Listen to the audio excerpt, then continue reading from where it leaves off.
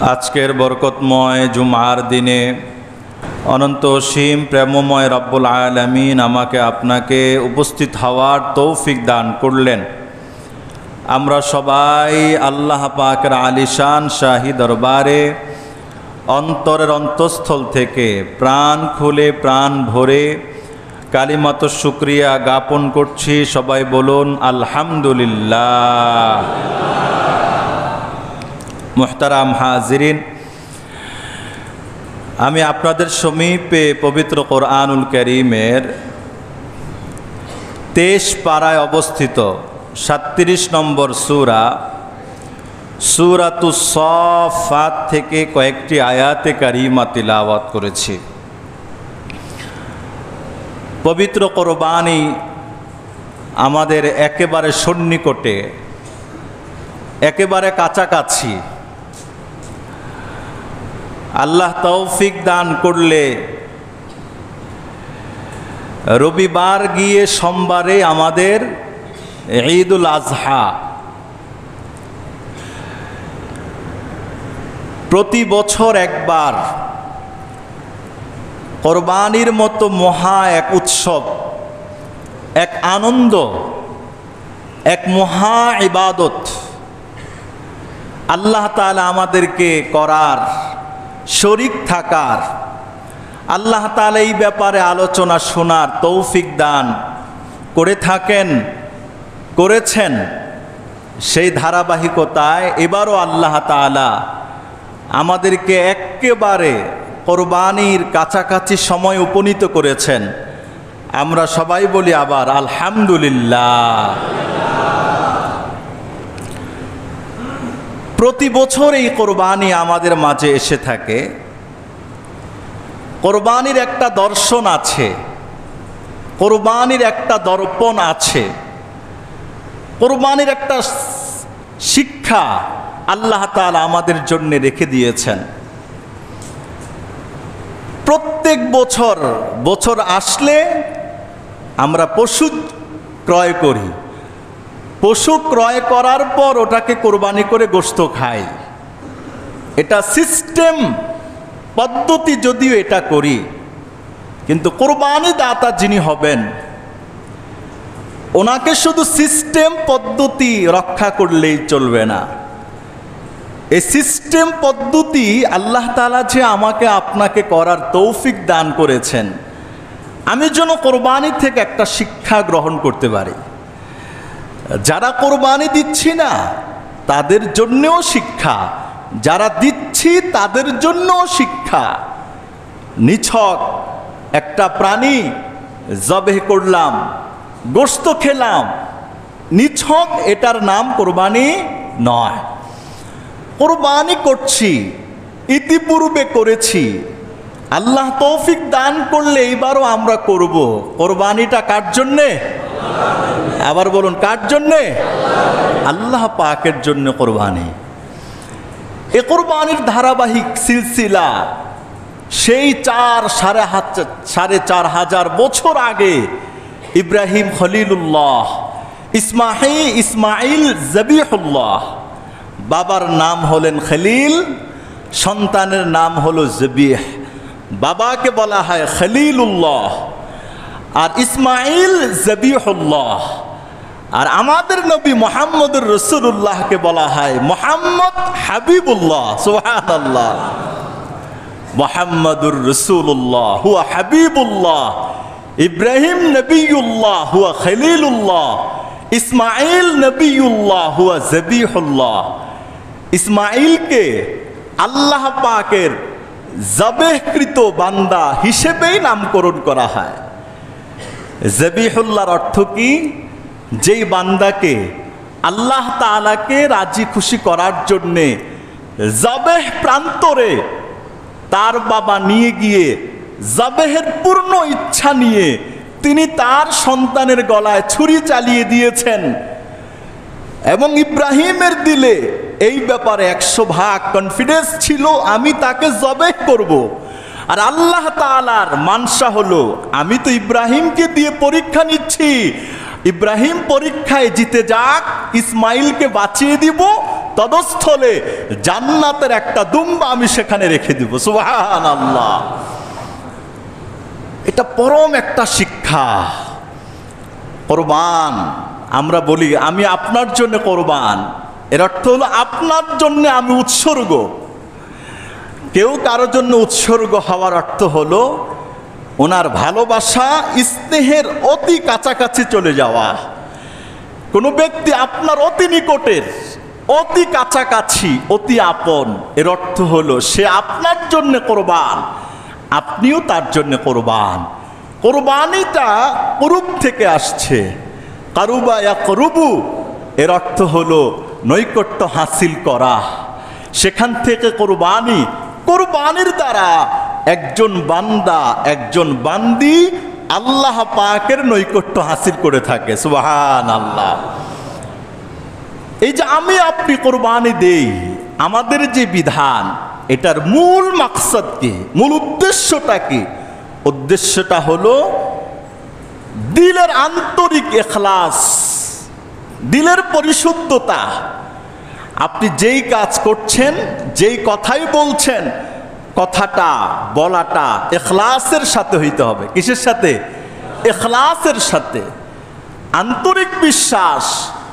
হাদিসের সবচেয়ে বড় কিতাব গোটা পৃথিবীতে বলা হয় আসাহুল কুতুব বাদা কিতাবিল্লাহ as-সাহিহুল বুখারী। আসমানের নিচে, জমিনের উপরে আল্লাহ পাকের কিতাব কোরআন শরীফের পরে সবচেয়ে মর্যাদার যে গ্রন্থ হাদিসের, ওটার নাম হলো বুখারী শরীফ। সুবহানাল্লাহ।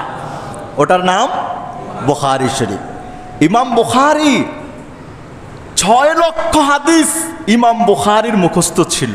6 লাখ। এক একটা হাদিস এমনও আছে কোরআন শরীফের 8-10 পৃষ্ঠায় যত লেখা, একটা হাদিস তত বড়। এত হাদিস। বহু হাদিস তো এরকম যে এক একটা হাদিস 1 পৃষ্ঠার চাইতেও আরো বেশি। এরকম ভাবে 6 লক্ষ হাদিস থেকে যাচাই বাছাই করে তিনি বুখারী শরীফের মধ্যে ৭,২৭৫টা হাদিস উল্লেখ করেছেন। সুবহানাল্লাহ। এই 6 লাখ হাদিস ইমাম বুখারীর A to Z মুখস্থ ছিল। কোন হাদিসকে বর্ণনা করেছেন, ওনার গোটা জীবনের চরিত্র, জন্ম, মৃত্যু, আদালত, ইনসাফ সব ইমাম বুখারীর মুখস্থ ছিল। হাজার হাজার হাদিসের রাবি, লাখ লাখ হাদিসের রাবির জীবন বৃত্তান্ত, জন্ম, মৃত্যু সহ ইমাম বুখারীর মুখস্থ ছিল। সেই ইমাম বুখারী তার 6 লাখ হাদিসকে পাঠ্যলিপিতে যুক্ত করার জন্যে তিনি সর্বপ্রথম যে হাদিসটা আনলেন, ওই হাদিস হলো হাদিসুন নিয়ত।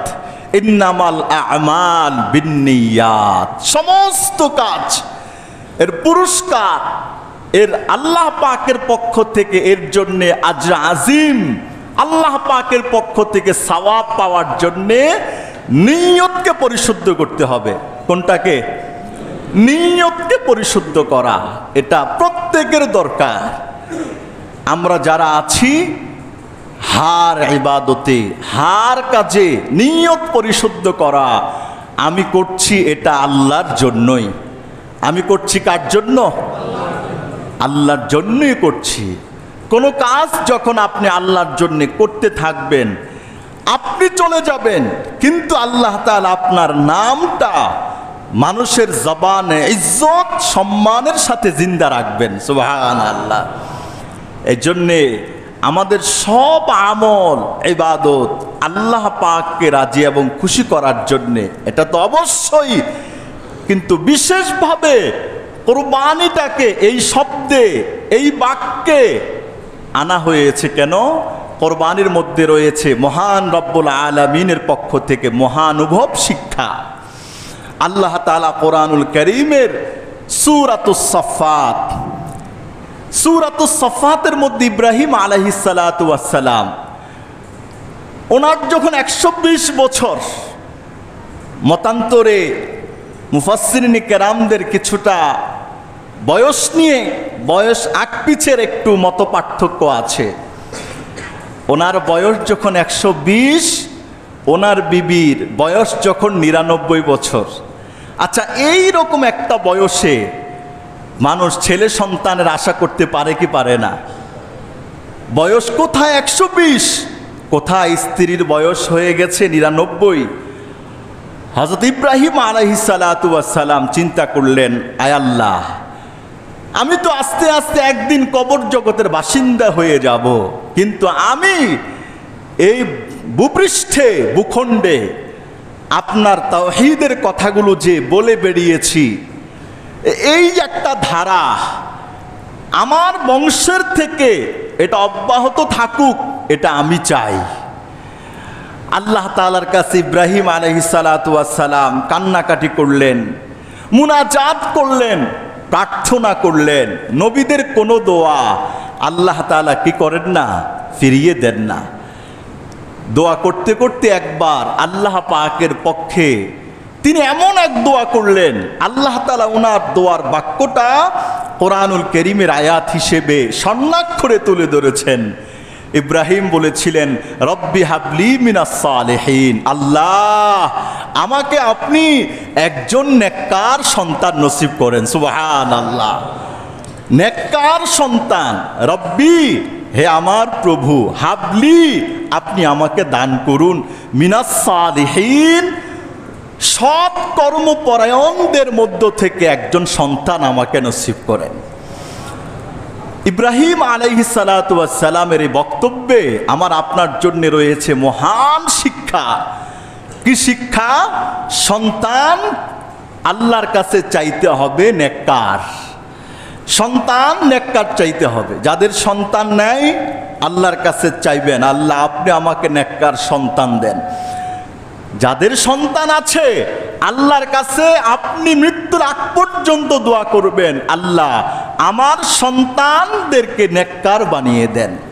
ছেলে হলে নেককার, মেয়ে হলে নেককারই বানিয়ে দেন। কারণ নেককার সন্তান হলেই বাবা মার বংশের ঐতিহ্যটা রক্ষা করা যায়, ধরে রাখা যায়। শুধু তা নয়, এই সন্তান বাবার জান্নাতে যাওয়ার উসিলা হয়, এই সন্তান বাপ মার জান্নাতে যাওয়ার উসিলা হয়। বাবা মা দুনিয়ার থেকে চলে গেছে, ছেলে মৃত্যুর আগ পর্যন্ত, মেয়ে মৃত্যুর আগ পর্যন্ত বাবা মার জন্যে কান্নাকাটি করেছে, নামাজ পড়েছে, দান সদকা করেছে, নফল কুরবানি করেছে। এই সব কিছুর সওয়াব আল্লাহ তাআলা ওনার আব্বা আম্মার আমলনামায় পৌঁছিয়ে দিবেন না? অবশ্যই দিবেন।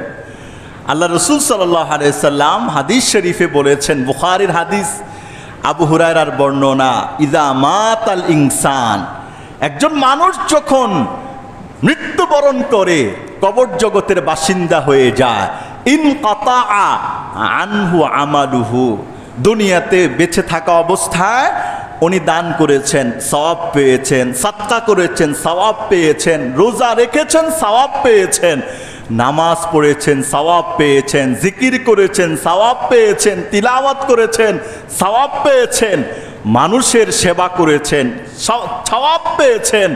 হাজারো নেক কাজের প্রাণ দুনিয়াতে আছে, জীবিত মানুষ যারা আছে তাদের জন্য। কিন্তু মরে গেলে এই কাজগুলো কি আর করা যাবে? এগুলো কি আর করা যায়? আল্লাহ রাসূল হাদিসে বলেছেন, ইন্তেকালের দ্বারা মানুষের দুনিয়ার সমস্ত সওয়াবের আমলনামার যে লিস্ট, এটা বন্ধ হয়ে যায়। ইল্লা মিন সালাস, ইল্লা সাদকাতিন জারিয়া, সাদকায়ে জারিয়া। আপনি যে সাদকায়ে জারিয়া উত্তমভাবে আল্লাহর জন্য রেখে দিয়েছেন, দ্বীনের জন্য, মসজিদ মাদ্রাসা মানুষের জন্য যা রেখে দিয়েছেন সাদকা, এটার সওয়াব আপনার আমলনামায় প্রতিনিয়ত কন্টিনিউ পৌঁছতে থাকবে, যদি এই আমলগুলো আমরা ইখলাসের সাথে আল্লাহর জন্য করে থাকি। সুবহানাল্লাহ। আও ইলমিন ইউনতাফাউ বিহি, অথবা ওই ইলম, যে ইলম মানুষের কাছে পৌঁছিয়ে দেয়া যায়, যে ইলম দ্বারা আপনি উপকৃত হলেন, ইলম শিখলাম, এটাকে প্রচার করলাম, আপনারা বহুত মাসআলা মাসাইল শিখলেন, এখান থেকে অনেকে নামাজি হয়েছে, অনেকে দিনদার হয়েছে, অনেকে আল্লাহওয়ালা হয়েছে, অনেকে বুজুর্গ হয়েছে, অনেকে বহুত বড় বড় আলেম, মুফতি, মুহাদ্দিস, মুফাসসির হয়েছে। যখন একজন আলেম চলে যাবে, ওনার ইলম থেকে যত হাজার লাখো মানুষ উপকৃত হয়েছে, ওনাদের ইন্তেকালের আগ পর্যন্ত ওনাদের আমলনামার সওয়াব ইনার আমলনামায় পৌঁছে যাবে। সুবহানাল্লাহ। আও ওয়ালাদিন সালিহিন ইয়াদউ লাহু, অথবা এমন নেক সন্তান, এই যে নেক সন্তানের কথা, ইয়াদউ লাহু, বাবা মা চলে যাওয়ার পর শুধু বাপ মার জন্যে বিভিন্ন সময়ে সে হাদিয়া পাঠায়, নামাজের হাদিয়া, রোজার হাদিয়া, সদকার হাদিয়া, হজের হাদিয়া, উমরার হাদিয়া, নানাবিধ সওয়াবের হাদিয়া তার মা বাবা মুরব্বিদের আমলনামায় পাঠায়। আল্লাহ রসুল বলেছেন, আও ওয়ালাদিন সালিহিন ইয়াদউ লাহু, এমন সন্তান যেই সন্তান বাপ মার জন্যে মৃত্যুর আগ পর্যন্ত দোয়া করে। সুবহানাল্লাহ। মসজিদে দোয়া করে, ঘরে দোয়া করে, কবরস্থানে গিয়ে হাত তুলে রব্বুল আলামিনের দরবারে কান্নাকাটি করে জিয়ারত করে।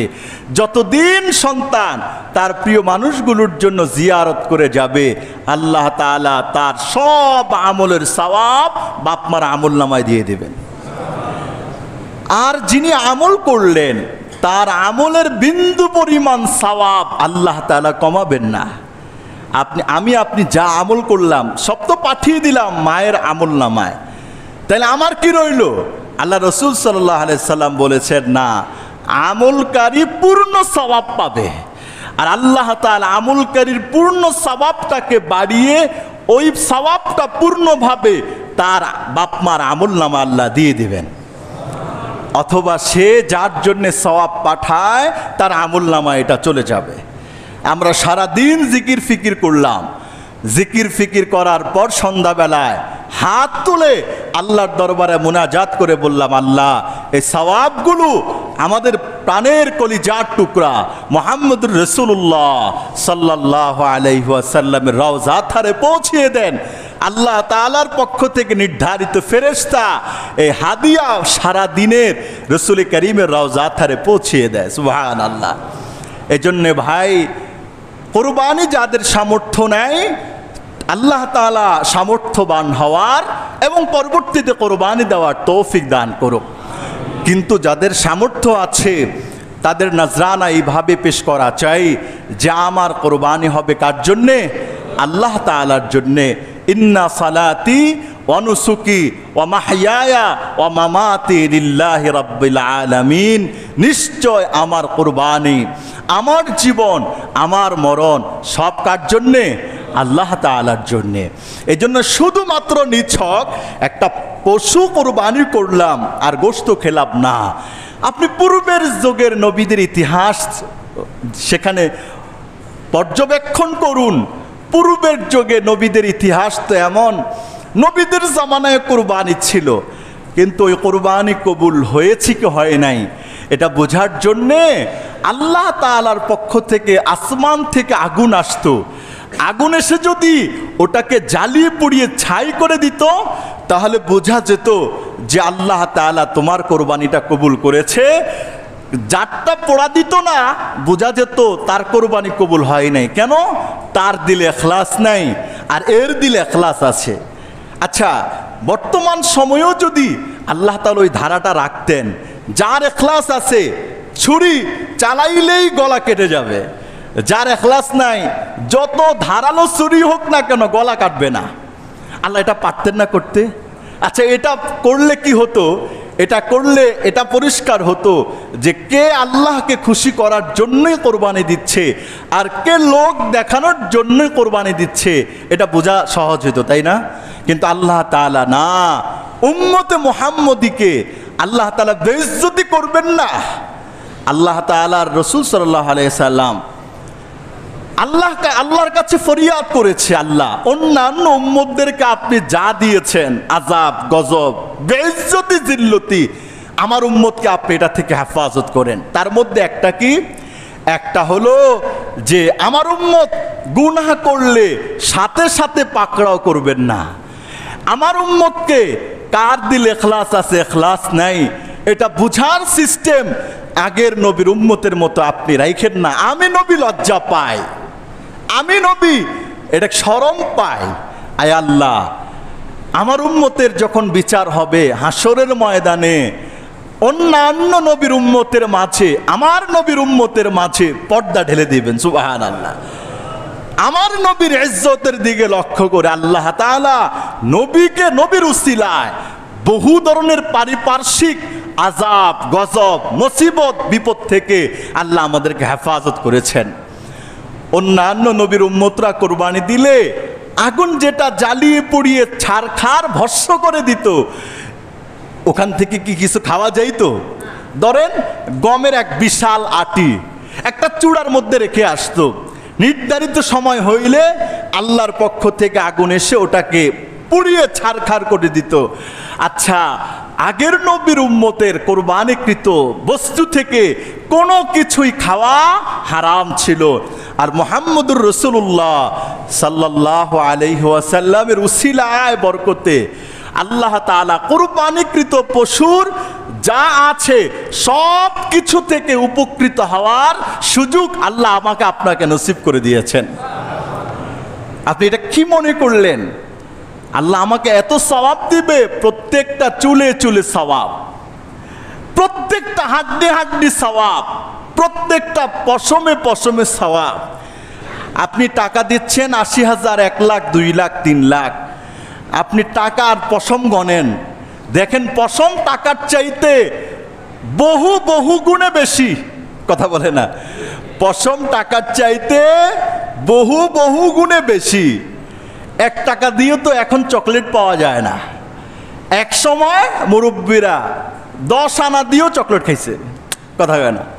১ আনা দিয়েও কিছু পাইছে তারা। ৮ আনা হলে তোর কথা নাই, ১ টাকা হলে ২ টাকা হলে তোর কথাই ছিল না। এখন ১ টাকা দিয়ে কিছু পাওয়া যায়। আপনি যা টাকা দিচ্ছেন এক একটা টাকার বিনিময়ে আল্লাহ তাআলা আপনাকে ভুরি ভুরি সওয়াবের মালিক বানিয়ে দিচ্ছেন। কিয়ামতের দিন বিপদে পড়ে গেলে একটা সওয়াব আসমান জমিন বিক্রি করলেও আল্লাহর কাছ থেকে নেওয়া যাবে না। আপনি তাহলে কত সওয়াবের মালিক হচ্ছেন যিনি কোরবানি দিচ্ছেন। আল্লাহ শুধু সওয়াব দেয় নাই, বলছে গোশত তোর, হাড্ডি তোর, মাংস তোর, চর্বি তোর, যা আছে সব তোর, তুই এটা ইস্তেমাল কর, খা, নিজে খা, রেখে দে, পরকে খাওয়া, আপন মানুষকে দে, কোনো আপত্তি নেই, সব আমার। তাই আল্লাহ তাআলা কি নিলেন আমার থেকে বলেন? আপনার থেকে আমার থেকে কি নিলেন ভাই? এত টাকা দিয়ে আল্লাহর জন্যই দিলাম, তা আল্লাহকে কিছু দিতাম, আল্লাহ এটা নিয়ে যেতেন, নিয়ে কি করতেন আল্লাহ জানতেন। কিন্তু এইরকম তো কোনো সিস্টেম আছে? কথা বলেন না কেন? আল্লাহ তাআলা নেওয়ার কোনো সিস্টেম আছে? কোনো সিস্টেম নাই। আল্লাহ তাআলার মানসাকে, মানসা হলো আমার বান্দা আমার হুকুম পালন করে কিনা। কোরবানির মূল শিক্ষা এই জায়গাটা যে আমি আপনি আল্লাহর হুকুমটা পালন করতে পারছি কিনা, এটা বড় জিনিস। কোরবানির দ্বারা উদ্দেশ্য হলো যে আল্লাহ পাকের হুকুম যখন আমার সামনে আসবে, আল্লাহর হুকুমটা আল্লাহ পাক যেমন চায় তেমনই পালন করা। শুধু কোরবানির পশু জবেহ করা না, পশু জবেহ করাটা একটা রূপক বিষয়। এর অর্থ হলো মনের একটা পশু আছে, এই পশুটাকে জবেহ করা, এটা হলো মূল বিষয়। যে আল্লাহ পাকের বিধান, আদেশ, নিয়ম যখন আমার আপনার সামনে যেটা আসবে ওটাকেই সানন্দে গ্রহণ করা, আনন্দের সাথে গ্রহণ করা। একজন মুমিন খুশি হওয়ার হাজারো আসবাব পৃথিবীতে আছে, কিন্তু একজন মুমিন সত্যিকার অর্থে সে খুশি হয় কখন? যখন আল্লাহর কিছু কাজ করতে পারে। আপনি মসজিদে দান করলেন, খুশি আপনার, হ্যাঁ এটা একটা বহুত সওয়াব। এই সওয়াবের দ্বারা আপনি যে খুশিটা হলেন, কার জন্য হলেন? আল্লাহর জন্যে। নামাজ পড়লেন, খুশি হলেন, কার জন্যে? আল্লাহর জন্যে। জিকির করলেন, খুশি প্রকাশ করলেন, এটা কার জন্যে? যেই কোনো নেক কাজ সবচেয়ে বেশি খুশি প্রকাশ করে মুমিন নেক কাজ করার দ্বারা মনের নফসানিয়াতকে জবেহ করা। আমি তো পশু জবেহ করছি না, আমি দিলের নফসানিয়াত জবেহ করছি, যে আমার যা মন চায় আমার নফসকে আমি তা করতে দিব না। আল্লাহ যা করতে বলেছে আমি তাই করব। কতদিন পর্যন্ত? মৃত্যুর আগ পর্যন্ত। রাসূল যেভাবে করতে বলেছেন তাই করব। কতদিন পর্যন্ত? মৃত্যুর আগ পর্যন্ত। আল্লাহ এবং রাসূল যেটা করতে আমাকে নিষেধ করেছেন আমি সেটা না করার জন্যে আপ্রাণ চেষ্টা করব। কতদিন পর্যন্ত? মৃত্যুর আগ পর্যন্ত। ঠিক না বেটি? কথা বলেন না? আল্লাহু আকবার। এই জন্যে এই মানসিকতাটা আমার দিলে ইস্তেহজার রাখবো, সবার দিলে ইস্তেহজার রাখবো, দোয়া করতে থাকা, আয় আল্লাহ মৃত্যুর আগ পর্যন্ত যত কাজ আছে সব কাজ আপনাকে রাজি এবং খুশি করার জন্যেই আমাদের সবাইকে করার তৌফিক দান করুক। সবাই বলুন আমিন। পারবো তো ইনশাআল্লাহ? আল্লাহর কাছে চাইবো তো ইনশাআল্লাহ? এই ইখলাস যেন সব সময় থাকে। হ্যাঁ, আমি একটা গরু কিনলাম, সবাই দেখবে আমার গরুটা বড়, তো বলবে অমুকের গরু বড়, এটা তো অসুবিধা নেই। আমি নামাজ পড়লাম, একজন বলবো অমুকে খুব নামাজি, অসুবিধা নেই ভাই। আমি নামাজ কার জন্য পড়লাম এটা দেখেছেন কে? দেখছেন কে? আল্লাহ তাআলাই তো দেখছেন। তো আমার আপনার যত নেক কাজ কেউ না কেউ তো দেখবে, দেখেই ফেলবে। আমি দেখাতে না চাইলেও দেখবে।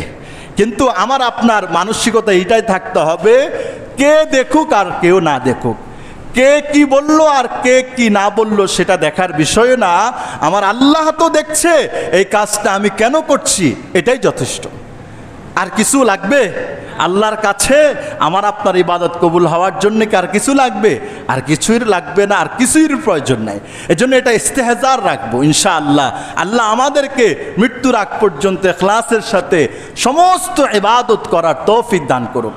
আমানতদারিতার সাথে, দিয়ানতদারিতার সাথে মৃত্যুর আগ পর্যন্ত আল্লাহ আমাদেরকে ইখলাসের সাথে কাজ করার, ইবাদত করার তৌফিক দান করুক। সবাই বলুন আমিন। আরো জোরে বলুন আমিন। একটা গুরুত্বপূর্ণ আমল আছে, সেটা হলো তাকবীরে তাশরিক। তাকবীরে তাশরিক, যেটাকে আমরা আইয়ামুত তাশরিক বলে থাকি। আইয়ামুত তাশরিক কোনটা? সেটা হলো 9 জিলহজ, ফজরের নামাজের পর থেকে নিয়ে 13 জিলহজ সন্ধ্যা পর্যন্ত, মানে আসর পর্যন্ত তাকবীরে তাশরিক প্রত্যেক বালেগ প্রাপ্তবয়স্ক নারী পুরুষের উপর প্রত্যেক ফরজ নামাজের পরে একবার পুরুষের জন্য উচ্চ স্বরে, নারীর জন্য নিম্ন স্বরে পড়া ওয়াজিব। পারবো না ইনশাআল্লাহ? চাই ওই দিনগুলোতে আমি জোহরের নামাজ পড়তে পারলাম না ইমাম সাহেবের সাথে, পরবর্তীতে কাজা করলাম, কাজা করার পরেও আপনি ওই দিনগুলোর মধ্যে যদি কাজা করেন তারপরেও নামাজের পরে আপনি জোরে তাকবীরে তাশরিক বলা আপনার জন্য ওয়াজিব। নারীরা দিবে আস্তে আস্তে, মা বোনরা দিবে জোরে, নারীরা দিবে আস্তে আস্তে, পুরুষরা দিবে কি জোরে জোরে। তাকবীরটা কি বলেন তো দেখি? আল্লাহু আকবার, আল্লাহু আকবার, লা ইলাহা ইল্লাল্লাহু ওয়াল্লাহু আকবার, আল্লাহু আকবার ওয়ালিল্লাহিল হামদ। একটু পারবো না ইনশাআল্লাহ? কয়বার আল্লাহু আকবার? আল্লাহু আকবারটা কয়বার? আল্লাহু আকবার, আল্লাহু আকবার, লা ইলাহা ইল্লাল্লাহু ওয়াল্লাহু আকবার, আল্লাহু আকবার ওয়ালিল্লাহিল হামদ। আল্লাহু আকবার 4 বার। লা ইলাহা ইল্লাল্লাহু বলার আগে 2 বার, এটার পরে হলো কয়বার? 2 বার। ইব্রাহিম আলাইহিস সালাতু ওয়াস সালাম পূর্ণদমে ছুরি চালাচ্ছিলেন, পরীক্ষায় যিনি পাশ হলেন, আল্লাহ তাআলা জিব্রাইলকে বলেছেন, জিব্রাইল যা জান্নাতের একটা দুম্বা নিয়ে তাড়াতাড়ি করে যা। হযরত জিব্রাইল আলাইহিস সালাতু ওয়াস সালাম যখন তিনি এসে এই হালাত দেখলেন, তখন তিনি বলে উঠলেন আল্লাহু আকবার, আল্লাহু আকবার। এটা তো বলে ইব্রাহিম জবে করছেন। হযরত জিব্রাইল দেখে বলতেছেন লা ইলাহা ইল্লাল্লাহু আল্লাহু আকবার। আর যখন ইসমাইল দেখলেন যে ইসমাইলকে সরিয়ে সেখানে জান্নাতের একটা দুম্বা দেওয়া হয়েছে, তখন ইসমাইল বললেন আল্লাহু আকবার, আল্লাহু আকবার ওয়ালিল্লাহিল হামদ। সুবহানাল্লাহ। 3 জনের সমন্বয়ে তাকবীরে তাশরিক। আল্লাহু আকবার, আল্লাহু আকবার বলেন না আমার সাথে? আল্লাহু আকবার, আল্লাহু আকবার, লা ইলাহা ইল্লাল্লাহু ওয়াল্লাহু আকবার, আল্লাহু আকবার ওয়ালিল্লাহিল হামদ। আবার বলেন আল্লাহু আকবার, আল্লাহু আকবার, লা ইলাহা ইল্লাল্লাহু আল্লাহু আকবার, আল্লাহু আকবার, ওয়ালিল্লাহিল হামদ। পারবো না ইনশাআল্লাহ? এটা কত তারিখ থেকে কত তারিখ? 9 জিলহজের ফজর থেকে নিয়ে 13 জিলহজ আসর পর্যন্ত ইনশাআল্লাহ এই 5 দিন এই আমলগুলো ইহতেমামের সাথে আমরা করব। রাজি আছি তো ইনশাআল্লাহ? কোরবানি দেনেওয়ালাদের জন্যে আমরা ঈদের নামাজ তো পড়তে আসবো ইনশাআল্লাহ। কিছু সুন্নত আছে, সুনান আছে, এই সুন্নতগুলো আমরা ইহতেমামের সাথে আমল করার চেষ্টা করবো ইনশাআল্লাহ। কোরবানি দেনেওয়ালার কিছু সুন্নত আছে। তাড়াতাড়ি করে ঘুম থেকে ওঠা একটা সুন্নত, মিসওয়াক করা একটা সুন্নত, গোসল করা একটা সুন্নত, এরপরে পরিষ্কার ভালো কাপড় ছোপড় পরা একটা সুন্নত, উত্তম রূপে সাজসজ্জা করা শরীয়ত মোতাবেক একটা সুন্নত, খুশবু লাগানো একটা সুন্নত, কোরবানিতে আসার আগে শারীরিক কোনো সমস্যা না থাকলে কিছু না খাওয়া সুন্নত, আগে আগে ঈদগাহে যাওয়া সুন্নত, আগে আগে ঈদুল আজহার নামাজটা পড়া সুন্নত। ঈদগাহে নামাজ পড়ার সামর্থ্য থাকলে ঈদগাহে গিয়ে পড়া সুন্নত। আমাদের তো আর সামর্থ্য নাই, এত ঈদগাহ এই গণবসতিতে কোথায় পাবো আমরা? এজন্য আমরা মসজিদে পড়ি। এবং ঈদগাহে পায়ে হেঁটে যাওয়া সুন্নত। ঈদগাহে কি হেঁটে যাওয়া? পায়ে হেঁটে যাওয়া। এক রাস্তা দিয়ে আসা, আরেক রাস্তা দিয়ে যাওয়া সুন্নত। আমরা যখন ঈদগাহে আসবো বা মসজিদে আসবো ঈদের নামাজ পড়ার জন্য, ঘর থেকেই এই তাকবীরটা উচ্চ স্বরে দিতে থাকবো। এই আমল তো আমরা করিই না। ঘর থেকে যখন বের হবেন এই তাকবীরটা আপনি উচ্চ স্বরে দিবেন, যেন আল্লাহ তাআলার বড়ত্বের স্লোগান, একটা মিছিল দিচ্ছেন আপনি। পারবো না ইনশাআল্লাহ? জোরে জোরে পড়বেন, আপনার ছেলে পড়বে, আপনি পড়বেন, এমন যেন হয় চতুর্দিক থেকে মুসল্লি ভাইয়েরা আসতেছে আর যেন আল্লাহ পাকের বড়ত্বের ধ্বনি প্রতিধ্বনিত হইতেছে। অসুবিধা কি? রসুল করেছেন, সাহাবা করেছেন, আমি আপনি করতে পারবো না? লজ্জার কিছু আছে এটার ভিতরে? আল্লাহর নাম নিব, লজ্জা কিসের? আল্লাহর বড়ত্বের কথা বলবো, লজ্জা কিসের? কোনো লজ্জা নেই। ইনশাআল্লাহ করবো তো? আমাদের সভাপতি সাহেব কথা বলবেন। আখের একটা কথা, আমরা যারা কোরবানি দিব নেশাব পরিমাণ মালের মালিক হইতে হবে। এটা কিন্তু একটা বহুত বড় জিনিস। 52.5 তলা রূপা, এটার বর্তমান বাজার দর কত? কোরবানির 10 তারিখ ফজর থেকে নিয়ে 12 তারিখ পর্যন্ত এই 3 দিন যদি নেশাব পরিমাণ মালের মালিক থাকেন আপনি, 52.5 তোলা রূপার সমপরিমাণ টাকা, বা আপনার ঘরের প্রয়োজনীয় আসবাবপত্রের মূল্য, বা আপনার ব্যাংক আছে, ব্যালেন্স আছে, বা ব্যবসার জন্য জমি, যেটাই হোক না কেন, এরকম নেশাব পরিমাণ মালের মালিকের জন্যে কোরবানি দেওয়াটা কি? ওয়াজিব। সর্বনিম্ন একটা ছাগল কোরবানি দেওয়া, এটা হলো সর্বনিম্ন পরিমাণ। কেউ যদি গরু দেয়, ওট দেয়, মহিষ দেয় 10 লাখ 20 লাখ, এটা তার পার্সোনালিটি। যে যত টাকা আল্লাহর জন্য কোরবানিতে খরচ করবে, আল্লাহ তাআলা তাকে তত বেশি সওয়াবের মালিক বানায় দিবেন। ঠিক না বেটি? কথা বলেন। এই জন্য এমনও হয় যে আমাদের ঘরের বিবির উপরে অনেক সময় কোরবানি ওয়াজিব হয়, এটা আপনি খেয়াল করবেন। আপনার ছেলের উপরে কোরবানি ওয়াজিব, দেখেন এই ছেলের এই টাকা আছে কিনা। মেয়ের উপরও কোরবানি ওয়াজিব। যার উপর ওয়াজিব তার পক্ষ থেকে কমপক্ষে গরু, মহিষ, ওট হলে 1 নাম দিতে হবে। ছাগল হলো তো একজনের পক্ষ থেকে একটা দিতে হয়, এটা খেয়াল রাখবো। অনেক সময় আমরা সবাই মিলেমিশে থাকি, ভাই বোন, আব্বা আম্মা সব, একটা গরু দিতেছে বাবা, তো এটা বাবার নামে হইতেছে, কিন্তু বিবির উপরও তো ওয়াজিব। তাইলে আপনি এখান থেকে 1 নাম বিবির জন্য দেন, ছেলের উপর ওয়াজিব 1 নাম ছেলের জন্য দেন, মেয়ের উপর ওয়াজিব 1 নাম মেয়ের উপর দেন। কিন্তু এটার জন্য বালেগ হইতে হবে। নাবালেগের কোটি টাকা থাকলেও তার উপর কোরবানি কি নয়? ওয়াজিব না। এই বিষয়টা খেয়াল করব। কোরবানিটা হালাল সম্পদ থেকেই তো হয়। হারাম সম্পদ থেকে পৃথিবীর কোনো নেক কাজে আল্লাহর দরবারে কবুল হয় না। তার মধ্যে কোরবানি, কেউ যদি চুরির টাকা, অবৈধ পন্থা উপার্জিত টাকা দিয়ে কোরবানি দেন, আপনি যে কোনো ইবাদত করেন, এটা কবুল হবে না আল্লাহর কাছে। যে কোনো মালই ইবাদত কবুল হওয়ার জন্যে ওই মালটা আল্লাহর কাছে হালাল হইতে হবে। ইনশাআল্লাহ খেয়াল রাখবো তো? ইনশাআল্লাহ যারা শরীক থাকবো কেউই গোস্ত খাওয়ার নিয়ত করব না, তাইলে কারোই কোরবানি হবে না। কিন্তু এটা খেয়াল রাখতে হবে। শরীকদের একজনে যদি এরকম যে আমি গোস্ত খাবো, এই নিয়ত থাকলে কোনো শরীকের কোরবানি হবে না, এটা খেয়াল রাখবেন। এর জন্য প্রত্যেক শরীক এই দিলে এটা রাখবার, ভাই গোস্ত বললেও খাবেন, না বললেও খাবেন, এমনও ঘরে আসবে তেমনিও ঘরে আসবে, আপনার গোস্ত আপনার ঘরে আসবে। এজন্য আদার্স জিনিস নিয়ত করার তো প্রয়োজন নাই, নিয়ত আল্লাহর জন্য। হ্যাঁ, নিয়তের মধ্যে গড়মিল থাকে, আল্লাহ আমার নিয়তকে আপনি পরিশুদ্ধ করে দেন, পারবো না ইনশাআল্লাহ। আল্লাহ তাআলা আমাদেরকে ঈদুল আজহা এবারের কোরবানিটা আনন্দের সাথে, তৃপ্তির সাথে, মহাব্বত ভালোবাসার সাথে সম্পাদন করার তৌফিক দান করুক। সবাই বলুন আমিন।